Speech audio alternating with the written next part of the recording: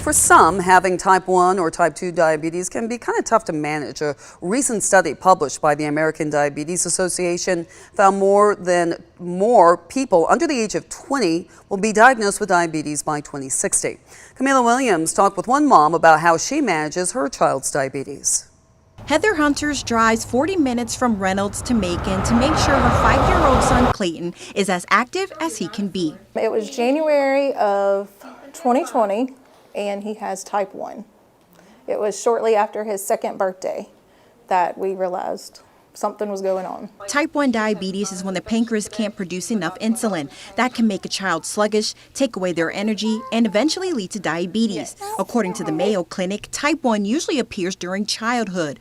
Hunter says it started with a rash and then he started throwing up.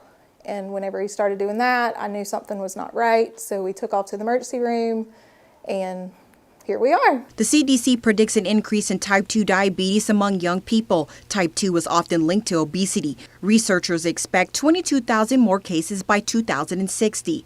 Dr. Jessica Hutchins with Atrium Health Navicent says the numbers are shocking. What we see in the research with kids diagnosed with type 2 in like teenage years or young adolescent is that they're at higher risk for complications earlier in life. Now, like Heather's son Clayton, she said she noticed that he had random rashes, was drinking more often, and going to the bathroom more than usual. Now, other signs and symptoms for type 1 and type 2 diabetes are cuts and sores that don't heal properly, dry skin, and feeling more tired. However, once you are diagnosed with diabetes, there are ways to manage it. You know, they exercise more, they cut out the sugary stuff, the tackies, all the junk food that the kids like to eat at school, and they can get off their insulin, at least the insulin, sometimes maybe not off of the pills. Hunter says parents shouldn't wait if they notice the signs, and that could reduce the risk of both types of diabetes. Camila Williams, 13W Amazing News.